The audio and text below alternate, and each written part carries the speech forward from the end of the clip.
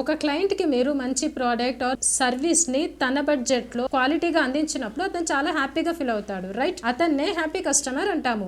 మరి మీ happy customer ని ఎందుకు కొత్త బిజినెస్ కోసం ఉపయోగించుకోకూడదు? ఒకసారి ఆలోచించండి. రిఫరల్స్ అనేవి నమ్మకమైన పవర్ఫుల్ టూల్స్, కానీ చాలా మంది సేల్స్ పీపుల్ అడగడంలో సంకోచిస్తారు. కస్టమర్ ని ఇబ్బంది పెట్టకూడదు అనుకుంటారు. కస్టమర్ రిఫర్ చేస్తాడా లేదా అన్న అనుమానం కూడా ఉంటుంది. ముఖ్యంగా ఎలా అడగాలో కూడా తెలియదు. అసలు అడగందే అమ్మైనా అన్నం పెట్టదు కదండి. అలాంటిది మీరు అడగకుండా కస్టమర్ రిఫరల్స్ ఎలా ఇస్తాడు? ఈ రోజు నేను మీకు రిఫరల్స్ అడిగే ప్రొఫెషనల్ స్టెప్స్ ని చెప్పబోతున్నాను. ఒకసారి చూడండి, మేబీ మీకు హెల్ప్ అవుతుందేమో.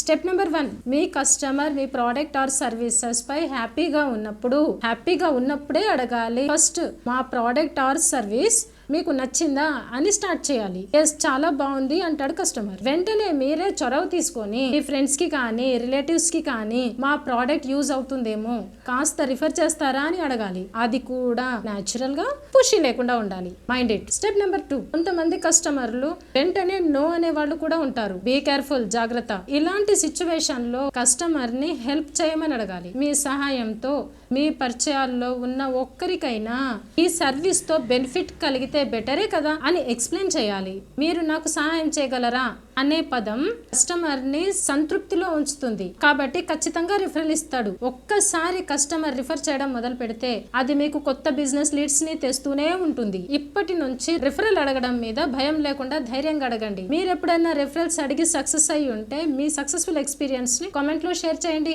అందరికీ హెల్ప్ అవుతుంది, మోటివేట్ అవుతుంది. Thank you.